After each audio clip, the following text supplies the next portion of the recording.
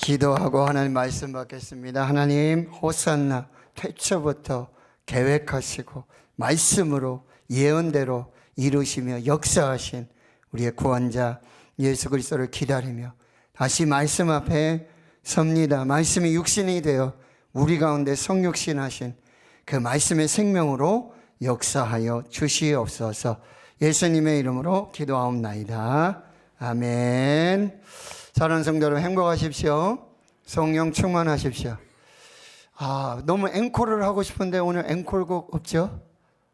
네, 너무 앵콜을 부르고 싶었는데 최강미 지사님 오후에도 또 연주하셔야 되는데 괜찮겠어요? 네, 우리 집에 좋은 꿀차 있으니까 한번 드리도록 하겠습니다. 전우자에 한번 인사하겠습니다. 기쁘고 감사한 성탄 되십시오. 기쁘고 감사한 성탄이 되십시오. 아멘. 오늘 전우자에 보니까요, 안 보이시던 분들이 많이 보이십니다. 서울서, 그쵸? 이렇게 또 우리 김동현, 우리 신혼부부도 같이 참여하고, 또 신혼여행 갔다 왔던 하정보 잘 왔어요. 네, 감사하고. 우리 아름이 빠지지 말고 꼭 와야 돼요. 네, 지광이도. 알겠죠? 그렇게 예배할 수 있도록. 여러분, 함께 예배함이 하나님의 은혜인 줄 믿습니다. 자, 오늘도 하나님이 주시는 축복으로 우리가 서로를 축복하면서 말씀 한번 시작하겠습니다. 야훼 임마엠, 하나님께서 여러분과 함께 하시기를 축원합니다.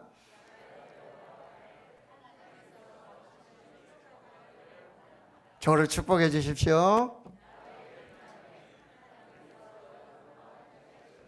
아멘. 예발레우야 야훼, 하나님께서 여러분 모두를 축복하시기를 축원합니다. 아멘. 지난주에 제가 2024년 우리 대구신흥교회 표를 말씀드렸어요. 주여 치유하게 하소서. 그래서 세 가지 목회 중점 사역을 말씀드렸어요. 첫 번째, 다시 예배로, 일천번제로 하나님을 사랑하는 교회와 성도들이 되자. 두 번째는 다시 선교적 교회로, 다시 전도와 선교의 이 복음 전도의 영혼 구원의 열정을 다시 회복하자. 세 번째는요, 다시 가정으로, 다시 다음 세대로. 우리 가정의 다음 세대 자녀들을 살리는 일에 더 이상 늦출 수도 없고 미룰 수 없는 이 하나님의 사명을 감당하자, 이렇게 말씀을 드렸어요. 굉장히 많은 성도님들이 1000번째? 이거 엄청 부담인데? 이거 어떡하지? 너무 힘든 거 아니야? 근데 또 어떤 분들은 목사님 한번 해보겠습니다. 할 수 있는 대로 최선을 다해보겠습니다. 그리고 목사님 저를 위해 기도해 주세요. 이 마음 변치 않고 1000번째 정말 주님 다시 오실 때까지 제가 꼭 한번 해보겠습니다. 이걸 축복으로, 은혜로, 하나님이 행하시는 세일의 역사로 받으시는 분들이 있었다라고 하는 것입니다. 여러분, 우리 세들백 교회 사명 선언문 다시 한번 우리 기억할 때, 위대한 계명과 위대한 명령에 대한 위대한 헌신은 위대한 교회를 만든다.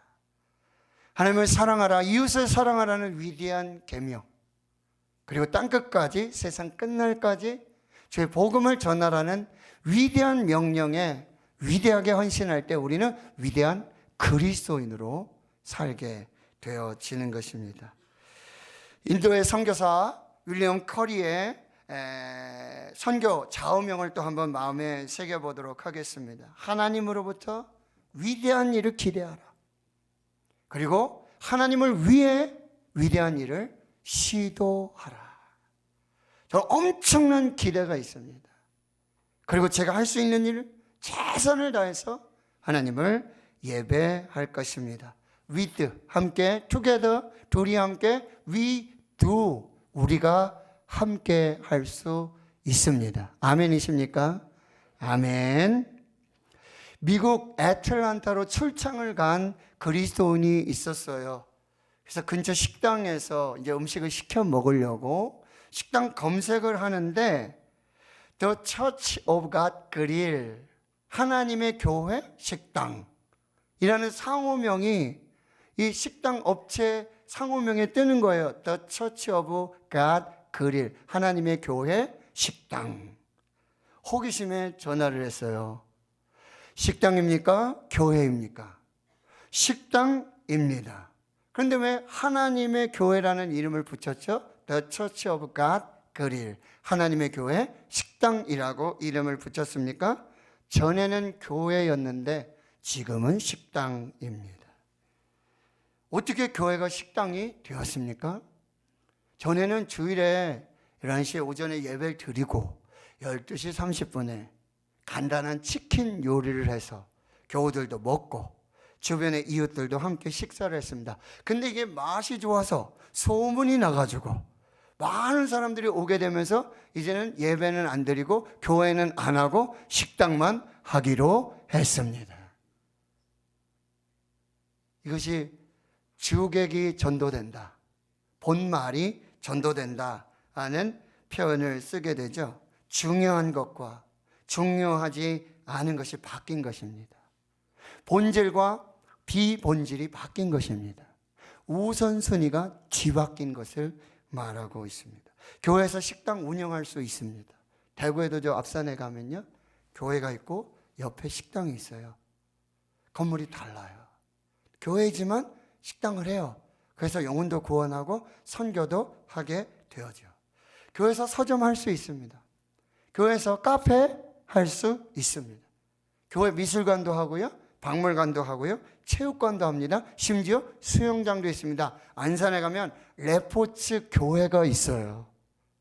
체육관이고 수영장이 있습니다. 그러나 이것은 교회는 아닙니다.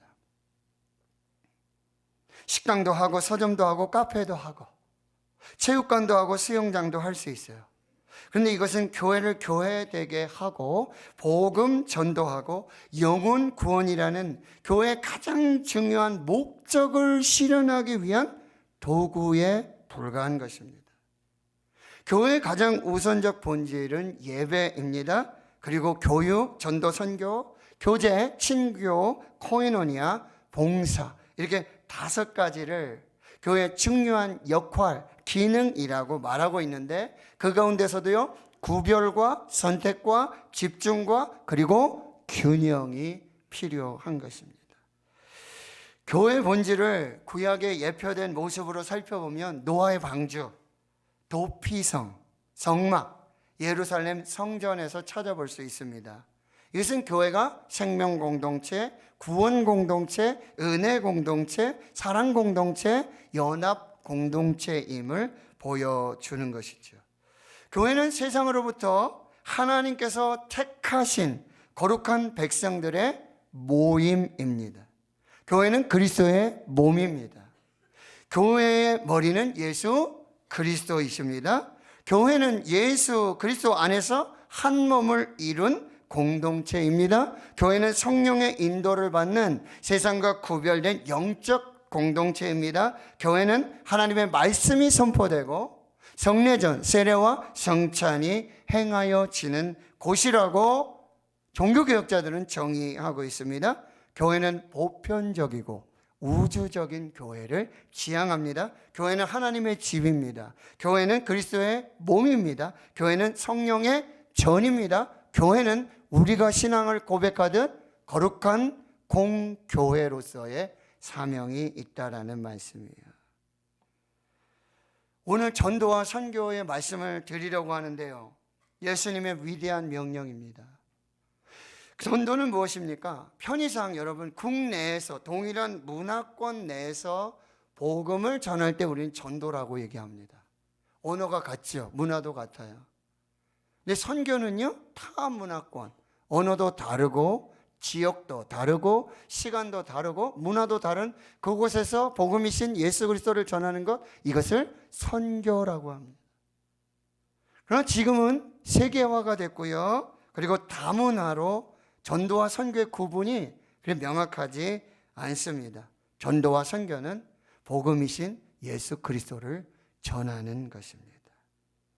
교회의 존재 이유는 전도와 선교입니다. 신학자 브루너는 이렇게 말하고 있습니다. 교회는 전도, 선교함으로 실존의 의미가 있는 것이다.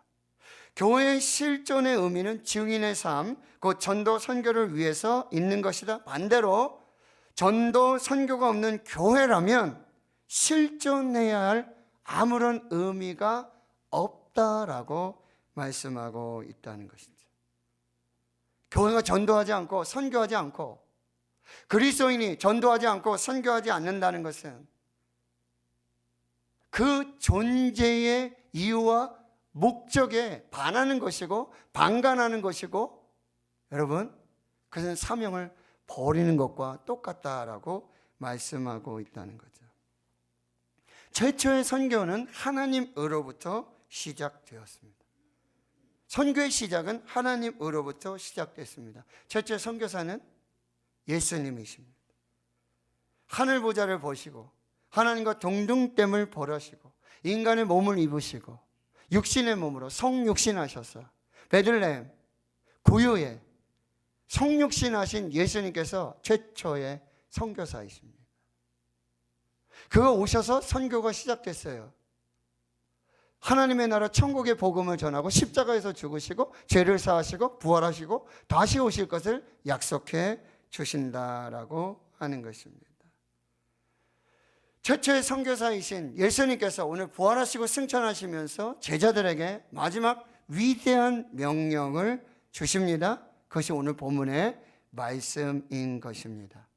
오늘 28장 19절과 20절을 다시 한번 읽어보겠습니다. 시작.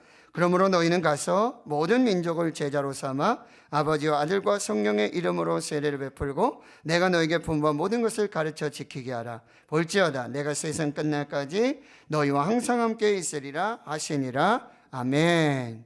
예수님 마가복음 16장 15절에 또 명령하시죠. 너희는 온 천하에 다니며 만민에게 복음을 전파하라. 이 위대한 명령입니다. 전도와 선교는 위대한 명령입니다. 이건 교역자들만 하는, 선교사들만 하는 전유문이 아니라는 사실이에요. 전도와 선교는 은사를 받은 사람만이 하는 것이 아닙니다. 예수님의 위대한 명령입니다.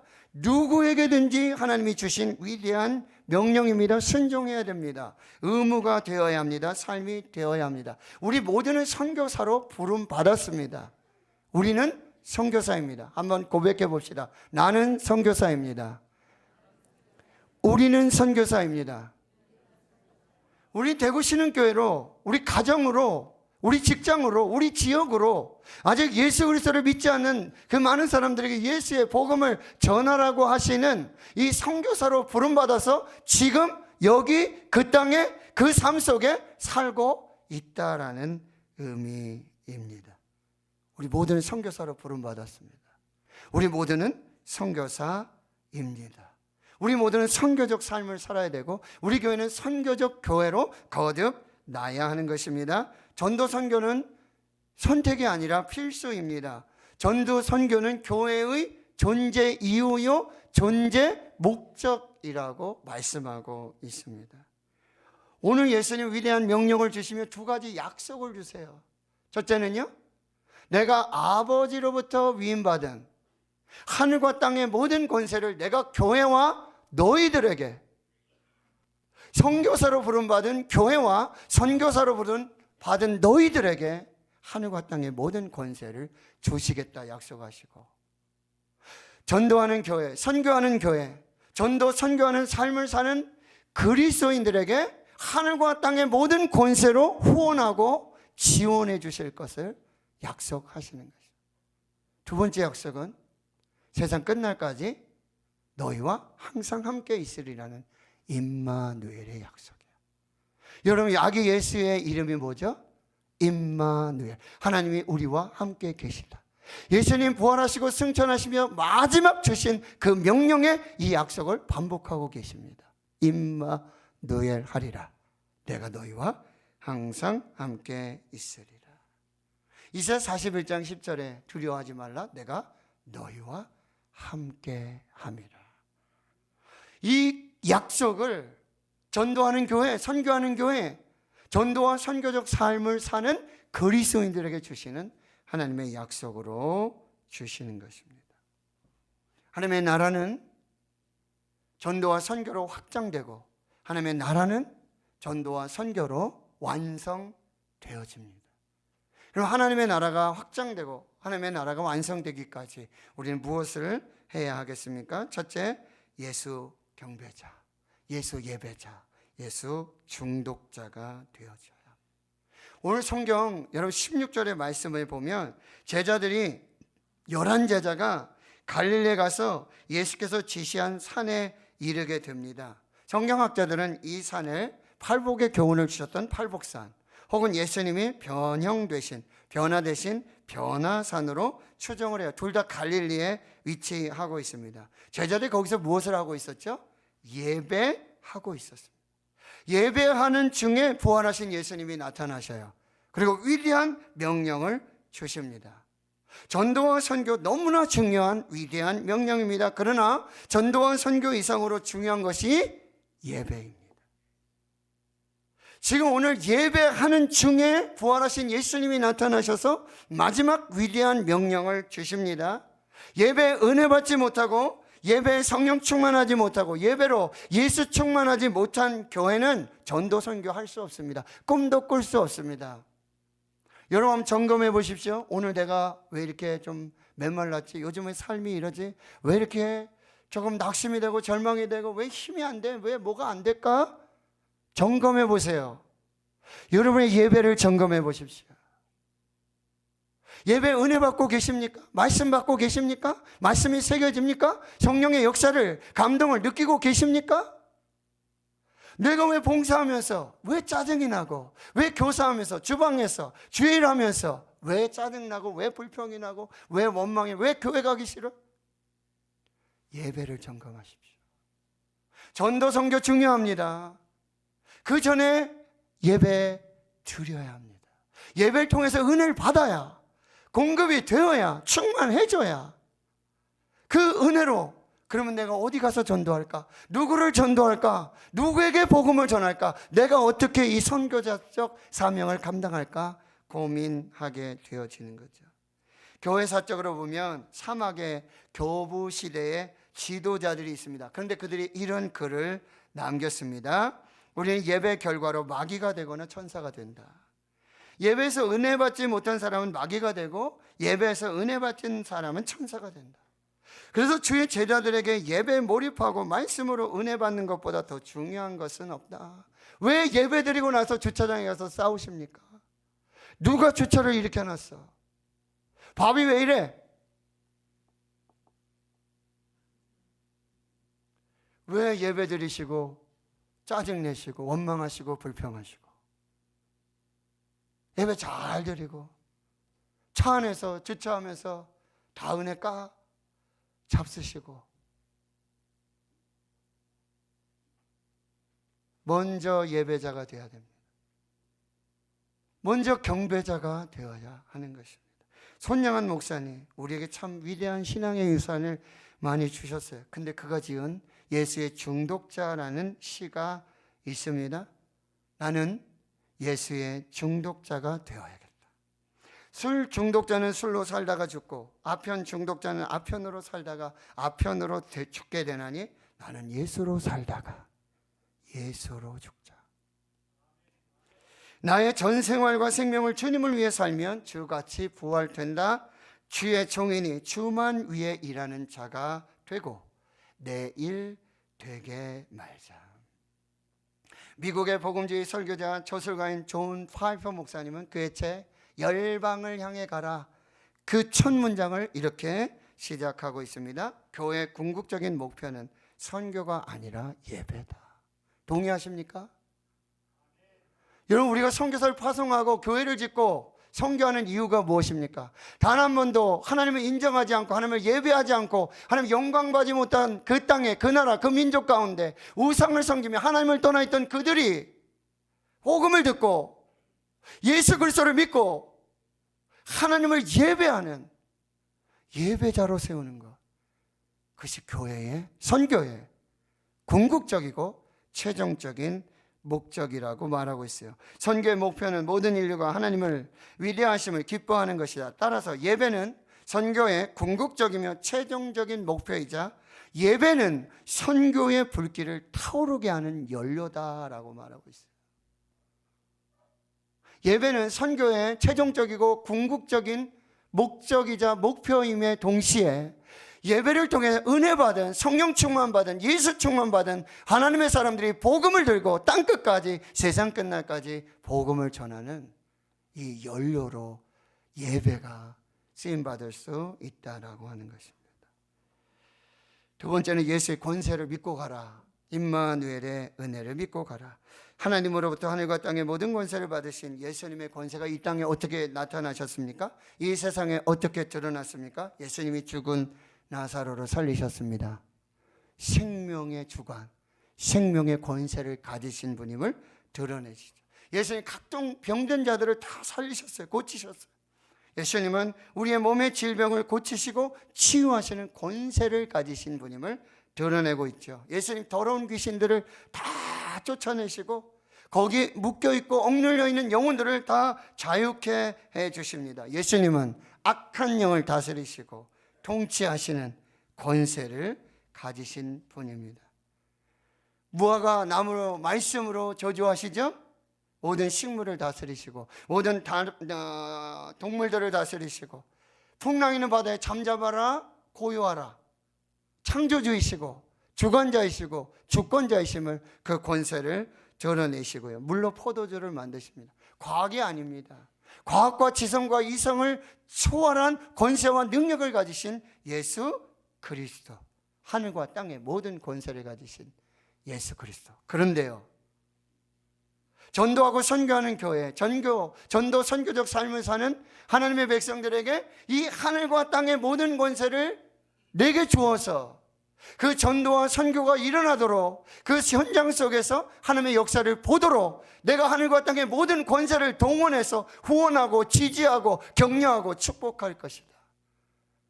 여러분, 하늘과 땅의 권세를 누리기를 원하십니까? 전도하십시오. 선교하십시오. 전도자의 삶을 사시고 선교자의 삶을 살라고 말씀하세요. 예수님 제자들 파송하면서도 마태복음 10장 1절에 말씀하세요. 예수께서 그의 12제자를 부르사 더러운 귀신을 쫓아내며 모든 병과 모든 약한 것을 고치는 권능을 주시니, 제자들이 권능이 있었던 게 아니에요. 제자들이 능력이 있었던 게 아니에요. 예수님이 파송하시면서 그들에게 하늘과 땅의 모든 권세를 가지신 그 아버지의 능력을 그 제자들에게 그 권능을, 동일한 권능을, 동일한 역사를 이루도록 그들을 후원하고 지지하고 격려하고 함께 하심에 그 역사가 나타나고 있다는 거죠. 전도하는 교회, 선교하는 교회, 선교사적 삶을 사는 하나님의 백성들에게 하나님은요, 하늘과 땅의 모든 권세를 동원하십니다. 축복하십니다. 역사하십니다. 세상 끝날까지 함께 하셔서 그 하나님의 나라를 이루시고 확장시켜 나가시는 거죠. 세 번째로 예수의 제자를 삼으라고 명령하시죠. 전도 선교의 시작은요, 이 명령에 순종해 가는 것입니다.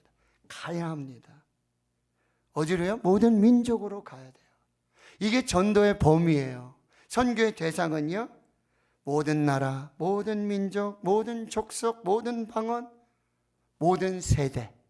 아이들만 전도하는 게 아니에요. 어른만 전도하는 게 아니에요. 전도 대상은 모든 세대, 전 세대. 예수 그리스도의 복음이 필요 없는 장소가 없습니다. 예수 그리스도의 복음을 필요하지 않는 사람이 없습니다. 특별히 여러분, 가정 전도, 땅끝 선교, 자녀들, 우리 다음 세대, 지금 청소년들, 청년들이요 2%밖에 안 돼요. 복음화율이. 그런데 선교학에서요, 다른 나라 복음을 받지 못하고 예수를 받지 못한 이 4% 미만의 종족을 미전도 종족이라고 얘기합니다. 이미 대한민국의 청소년들과 청년들은 대한민국 안에 미전도 종족으로 남게 된 거예요. 가정선교, 땅끝 선교, 다음 세대로 신앙을 유지하는 이 부분을 우리는 반드시 점검해야 하는 거예요. 가서 모든 민족을 제자로 삼고 아버지, 아들과 성령의 이름으로 세례를 주고 내가 너에게 분부한 모든 것을 가르쳐 지키게 하라. 선교 언제까지 합니까? 전도 언제까지 합니까? 주님 다시 오실 때까지. 전도 선교는요, 주님이 다시 오시면 더 이상 필요하지 않아요. 주님이 다시 오시면 더 이상의 전도 선교 필요하지 않아요. 다시 부활하신 예수님께서, 재림하신 예수님께서 또 교회와 성도들을 모아놓고 너희들 땅끝까지 가라, 모든 민족에 가라, 다시 위대한 명령하지 않으세요. 주님 다시 오시면 더 이상의 전도와 선교 필요 없습니다. 마태복음 24장 14절에는요, 이 천국 복음이 모든 민족에게 증언되기 위하여 온 세상에 전파되리니 그제야 끝이 오리라. 두 가지예요. 주님이 오시든가, 그리고 우리가 전도 선교해서 모든 민족 땅끝까지 복음이 증언이 될 때, 그때 주님이 오시든가. 이것이 하나님의 역사라고 하는 거죠. 각설이 전도왕이라고 불리는 이병래 장로님이 계세요. 지금까지 약 3,000명의 영혼을 하나님께로 인도하고 주님께로 인도했습니다. 근데 1984년에 장로님이 다니시는 교회에 전도 대회를 열었어요. 우리 한번 전도 해보자. 강사님도 모시고 우리가 전도 훈련하고 전도 한번 해보자. 그 전까지는 전혀 관심이 없으셨다라고 하는 거예요. 근데 이 전도 대회를 기점으로 해서 영혼들을 하나님께로 인도해야 한다는 열정이 생겼어요. 그리고 이 열정이 믿지 않는 영혼들을 향한 사랑으로 이어지게 되고. 그런데요, 전도를 배웠어야죠. 전도를 해봤어야죠. 아무것도 모르는 거예요. 경험도 없고 노하우도 없는 거예요. 무작정 만나 전도를 시작하게 되어집니다. 그러니 전도에 대한 공부도 하게 되고 성경도 읽게 되고, 그러면서 가장 효과적인 방법이 뭐예요? 작은 사랑이라도 나누고 작게 한 걸음 서서히 관심을 가지면서 그 영혼을 주님께로 인도하는 것, 이게 가장 효과적인 방법이라고 깨닫게 되고요. 그분은 원래 법무사예요. 법무사는 부업이 되고 이제 복음을 전하는 전도자가 주업이 되는 그 위대한 사명의 길을 걷고 있다라고 하는 거예요. 스위스의 카를 힐티라는 사람이 행복을 찾아 고민하는 현대인을 위한 이 저서를 썼는데, 잠 못 이루는 밤을 위하여 이렇게 말합니다. 인생에서 가장 행복한 날, 사명을 발견하는 날이다.